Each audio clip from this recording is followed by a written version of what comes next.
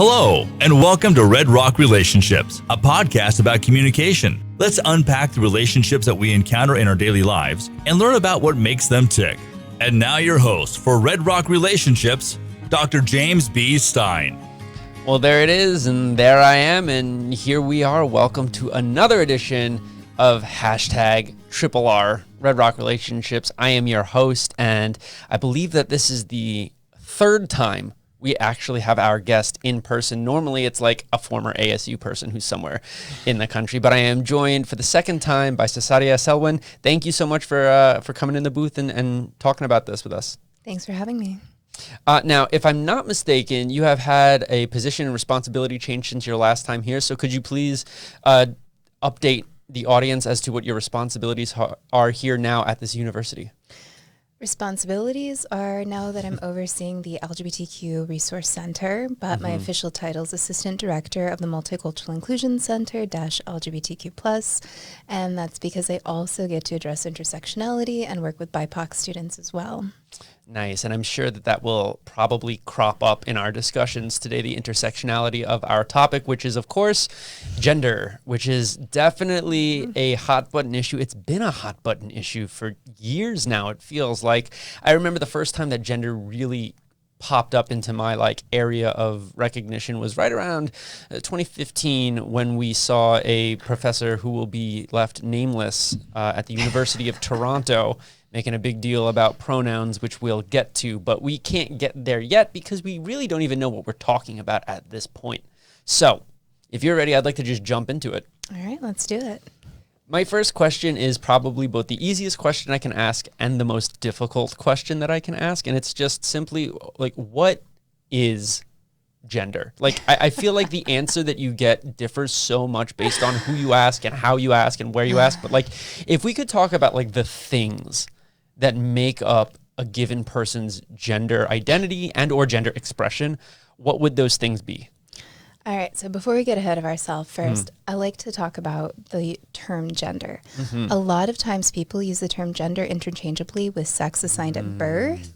And for me, when I'm talking about gender, I'm talking about the social construction of gender, right? So that's not on a chromosomal level. It's not anything biological. It's the idea that we socialize certain behaviors and then assign them typically within a lot of different communities within a binary as being masculine or feminine. So biologically, there's no reason, for example, that men aren't supposed to wear heels or makeup, right? More traditionally now, we're seeing more and more paint their nails, but that would be a really good example of kind of saying what a social construct is. We're saying it's inappropriate for one person because they present a certain way to wear certain items, articles, to display certain behaviors, even to talk in a certain way or to experience certain feelings, right?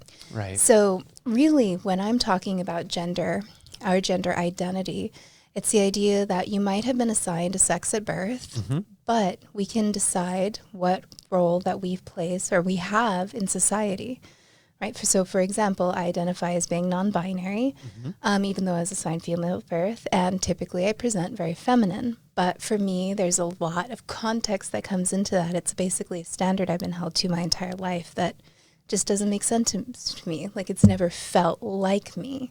So for that reason, when, and language came into it, being able to find they, them pronouns and explore what that meant was very important to me. So when we're talking about gender identity, typically the way people are going to decide is they're going to say that they identify as a man, they identify as a woman, they identify as non-binary. Those are usually going to be the most common. People can also choose to identify as being transgender, for example, but just because somebody has transitioned, meaning they're no longer identifying as the sex they were assigned at birth, doesn't mean they have to identify and choose their gender identity as trans first. They can simply be a man or woman because of how they see themselves. Right. Now, how many ways can you identify in English? I think there's 80 some right now. Gender fluid, gender nonconforming, gender queer, agender. There's so many different ones that can come up. And really, I think the most important thing, too, is if you ever hear somebody identify a gender is saying, thank you so much for feeling comfortable sharing that with me. If you don't mind me asking, what does that mean to you? How can I be respectful of it? Because for what one person means as non-binary where transgender might be very different to another. That's a really good point. And to that end, thank you for sharing your identity with the audience. So getting back to that initial question, what are the things that make up a gender? It strikes me that there's this really important like juncture that we get to when we talk about what gender is. And for me, that really important juncture happens at the intersection of a person's gender identity and their gender expression. Yeah. So you can identify in one way, and for whatever reason, you may choose to express your gender in a way that is parallel to that identity, but you may also choose to express differently from that identity. Can you unpack a little bit about why folks might choose that? Yeah. So gender identity, again, is going to be the way that somebody personally sees their own gender identity, right? You get to decide what that looks like. Now, typically, right, if somebody identifies as a woman, they're going to express as feminine, male, right, masculine. Now, that's not always the case. Like I said, I'm not binary and I express different. So expressing differently is typically we have like social cues when we look at another person that we're like, oh, male, female, right? We're so trained to do that, right? Like I talked about wearing heels, wearing makeup, having certain mannerisms. You know, being comfortable crying, for example, is a really big one that I give students all the time. It's a big one, right? Especially for young men. So let's say there is a young guy at a grocery store and he starts crying in the middle of the aisle as he's checking out versus a woman, right? The reaction that people have is going to change because of the way that they're expressing in that moment, the way that people are perceiving that person's gender. Now, even though one person's looking at someone saying, oh, that's a woman, they could identify as non-binary, genderqueer. They could identify as a male and use he, him pronouns. But because somebody looks a certain way, maybe because they're not androgynous enough, right? They're going to make assumptions. Now, it could be that the person that is crying, right, the first person identifies as a woman, but because society sees them as a male, right, becomes socially unacceptable. So the idea of expressing is basically that society creates specific cues and it's different to every culture and society, right? And time context as well. So when we look at era matters. Thank you. So for example, when we're talking about having long hair, wearing wigs, wearing makeup and heels, who did that initially? Was it women? Nope. No, it was not. Aristocratic males, right? Yes. It was all the trend. Then eventually it watered its way down to the female population. For the record, you're talking about like powdered wigs and the face makeup that was used by, like you said, aristocratic men, traditionally in Eastern European countries, and then of course here in the States as well. Exactly, right? But at the time, that was the gold standard for masculinity. Yes. And No now- longer. No longer. Yeah. Exactly. So that's where that intersection lies, is it's very much subjective and different people are going to read it different ways. For the longest time, particularly within like US cultures and customs, Right. except for the 80s, men didn't have long hair, right? Right. Well, And I now- remember when the Beatles came around, they had long hair and it was shorter than your hair, right? So it's very interesting to see the ways in which social norms reflect society back at itself. And it's kind of like almost this repeating, never ending mirror of society and culture, you know, going back and forth with each other and creating new norms and then, you know, tossing away those norms in favor of newer ones and newer ones and newer ones. And I think what happens is, you know, you want to talk about era, I think people from generations don't like that sort of change, right? Especially older generations. They're like, well, no, that's kind of not how we used to do things. And so there's, I'm going to call it a learning curve that is often involved in terms of people understanding these like extremely complex issues, like, for example, the difference between gender identity and gender expression, right? Especially when, as you mentioned, there's already a conflation between gender broadly as a construct and assigned sex, or what some people might call biological sex. Big differences there. Definitely. I feel like maybe we've tackled that in an all right fashion. Now let's talk a little bit about relationships. So my next question is, do we feel like there are any factors that gender, I'm going to use the term gender diverse if that's okay. So people who maybe don't necessarily subscribe to the traditional binary, right, of man, woman. Are there factors that gender diverse people experience that either inhibit or perhaps even make easier the formation, the maintenance, or the dissolution of close relationships? And this can be a question both in terms of like romantic relationships or family relationships and friendships. What sort of unique hurdles or obstacles are our gender diverse people dealing with in that realm? Okay. So what we're really talking about is people who are non-cis. So cis is just somebody who identifies the sex they were assigned at birth. Also very exclusionary to intersexed individuals. But when we're talking about gender diversity, it's a really broad topic, and it really depends on who you're talking to, you know, because the reality is gender, I think, is the very first thing that as humans we are socialized to. I think the researcher's name is Judy Lober, really, really great journal article that talks about how we socialize gender. And I think the way that she forms it is like, for most people, talking about gender is the equivalent of a fish talking about water. Because in utero, the first thing a parent does is, what's the baby's sex?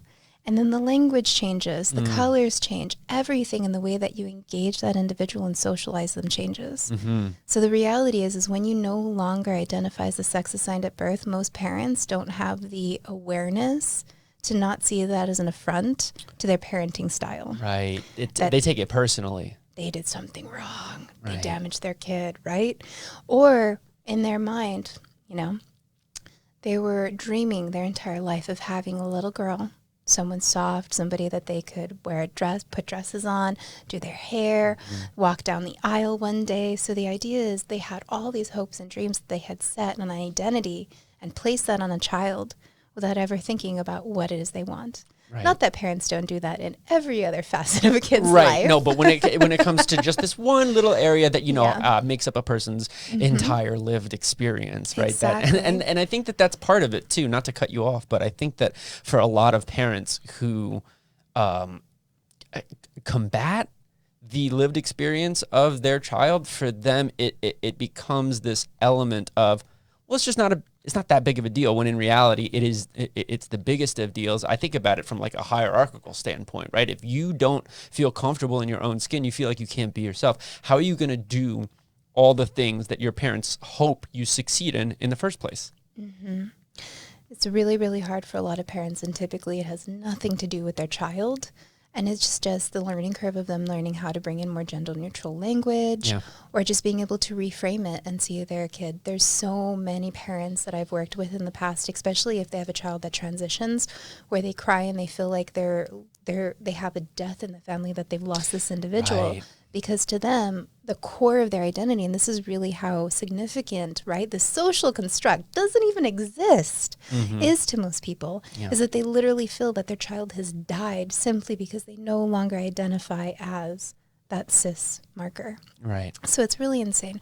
That's not to say that people don't have really great conversations with parents. There's people I work with that their parents are great activists and allies, and they're like coming in, they're like, teach me, educate me, I want to know better. That's not always the case, but it really just depends on the person and if they're able to be self-aware and look outside themselves. Now, can that happen in romantic relationships? Definitely. I think that if somebody transitions, and by the way, saying that you're transgender just means, again, that you're no longer identifying as the sex assigned at birth. Technically, as somebody who's non-binary, that would fall in the category to me. I don't personally feel comfortable using the term transgender, though, because I feel like I don't experience nearly the same amount of pushback that individuals who choose to transition do, particularly those who go on HRT. Right. Yeah. HRT meaning... hormone replacement therapy. Yes, hormone replacement therapy. I think you make a really good point. I'm just going to make one point, and then we move on to our next question. When you talk about transitioning, I think that in many communities... including communities that are doing their best to be helpful, I think one of the things that people mistakenly do is they treat the transition like it is a journey that has a beginning, and a middle, and an end, and that if you have not reached the end of that transition, that you are not where you need to be in terms of your gender identity. And the point of being trans is not to like pass for a different gender. The point of being trans is to truly be able to be genuine about your own identity and your own expression. And so just because, like, let's say you're a trans man, not presenting as super masculine, or, not getting bottom or top surgery, that isn't necessarily as important, I think, as many cisgender people consider it to be. Again, I think a lot of this stems from confusion, but I just wanted to make that point. It is a huge thing, both within the queer community and outside, the idea of passing. Yeah. It's heartbreaking that so many people, like their mental health is hanging on that. I don't know if it's necessarily specific to their own views as far as socialized views. Yeah. But the reality is when you pass, every day you don't have to live constantly advocating for your identity. Right. So there is something to it. The problem is it's extremely hard to do, and some people just don't have the body to quote unquote pass. Yeah. But And so I think that what I'm trying to say is that right now we place a lot of the onus on the trans person or on the non-binary person to adhere to this socially constructed norm that we've all agreed exists. When in reality, it might be a little bit more beneficial to place that onus on everyone else, because we're talking about a group of people that are highly vulnerable in terms of things like self-harm, in terms of, what comes after that, which we don't need to talk about, but journey to self-love. Sure. Yes. And when we talk about whose responsibility it is, it's a little bit easier for everyone to ever so slightly, every now and then, inconvenience themselves if it means that an extremely at-risk group is going to have a better odds of loving themselves. Anyway, all that to say, and this is kind of the last thing that I wanted to get to during our time today, pronouns. It's a hot button issue. It's been a hot button issue. Can you talk to me about why pronouns are important and why it can be valuable or perhaps helpful to ask a person unapologetically ask what their pronouns are?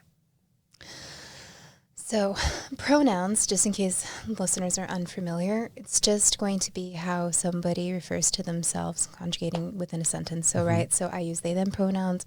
She, her, the most common, so are he, him. There's a lot of other pronouns too that can be used. I would say those are typically the top three. Now you'll also find people that use variations like she, her, and he, him, or she, they. So we can get into that a little bit if we have time. But the biggest thing with pronouns is that's how a person sees themselves. So I can say for me personally, when people use she, her pronouns with me, it's really triggering because I have had countless experiences in my life where I've been told I'm not enough or there's something wrong with me because I'm not living up to a standard that I didn't create. I had nothing to do with. I never personally said, okay, I'm feminine, I identify as a woman. Now hold me to these standards. Right. But yet I'm held to them regardless. And so that's why I really like that. So for me, when I'm saying I use they, them pronouns, what I'm really asking somebody to do is get to know me for me rather than seeing me through the context or the lens of what I should be as a woman, right? Right. And that's why for me it's really critical to advocate for myself like that and try to set that standard. Now, do most people respect it? No.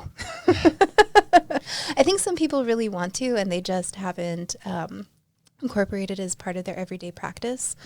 But as far as why they're important, I would say, is it important to you for somebody to call you by your name? Yeah. Right? It's the same thing. It's a part of who you are. It's a part of your core identity. Even though it is a social construct, it's one of the first things that we recognize in every human and we think of, right? So we're trying to construct our identity when we're talking about like identity management theory, for example, right? Right. And face negotiation theory in those episodes. What we're really trying to do is establish our identity in that situation. And for some people, like for me, I live in the non-binary like region, so there isn't that binary, but for some people, they want to be seen as a man. They want to be seen as a woman. That's a critical part of their core identity. So for you to validate that and to respect how they see themselves is really critical. So I think the biggest thing that all of the pronouns come down to, especially when you may not use a pronoun that somebody would assume in the beginning, is you just trying to establish that this is how you can respect me and my identity. Yeah.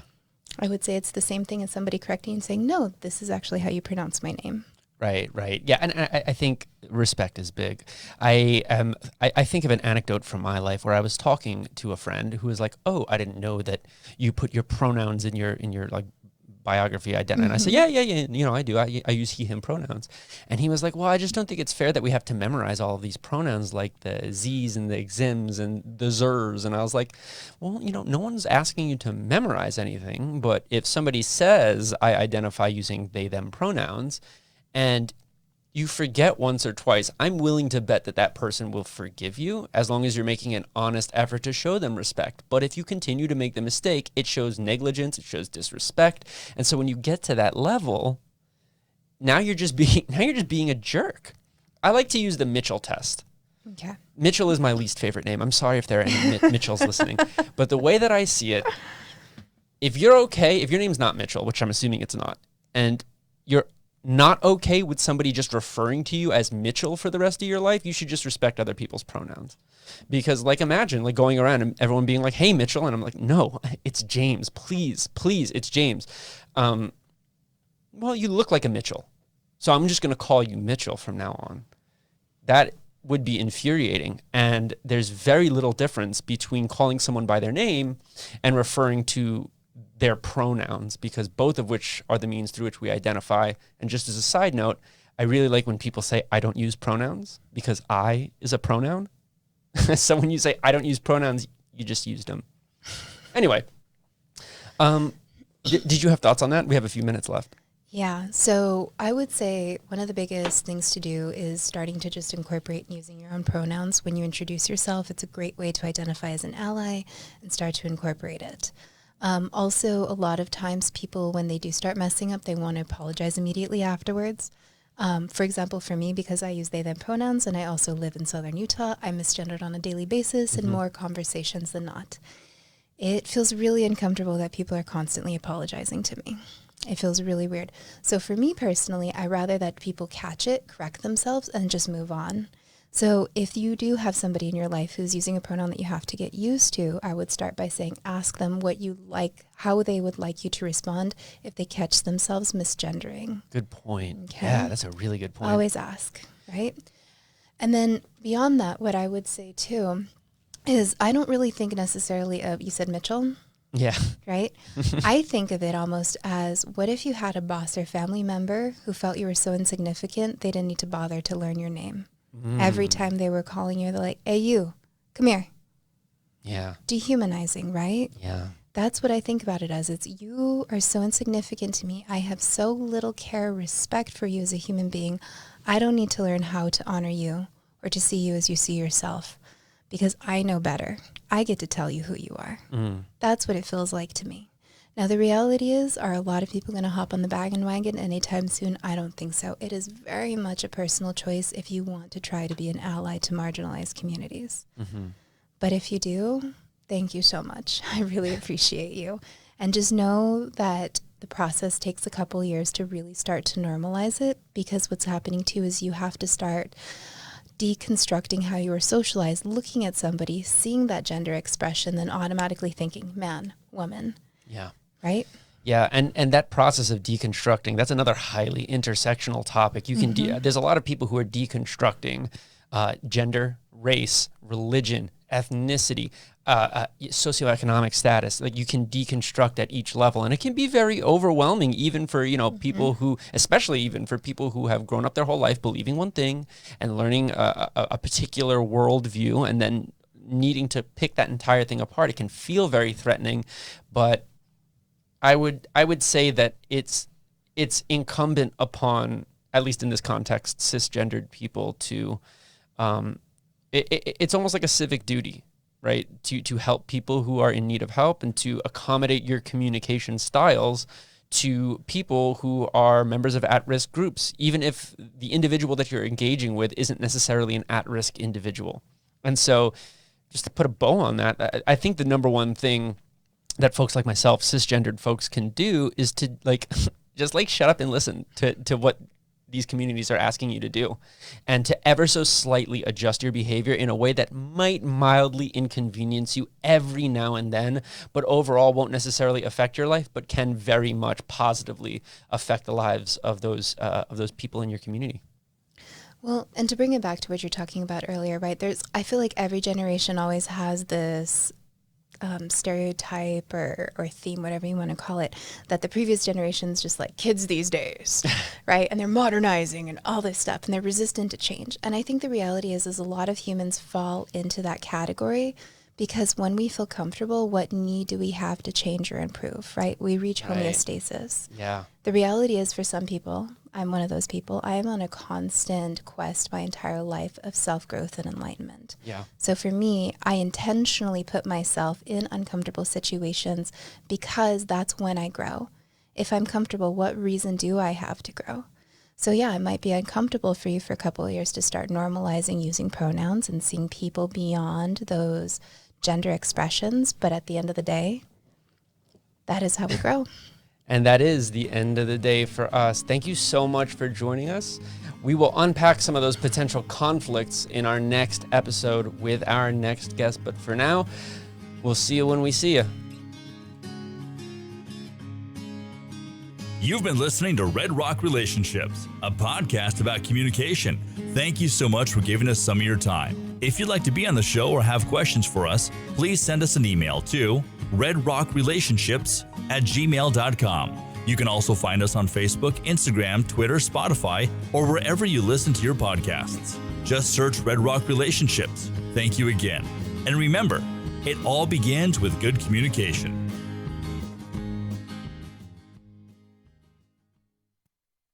This has been a production from a podcast studio.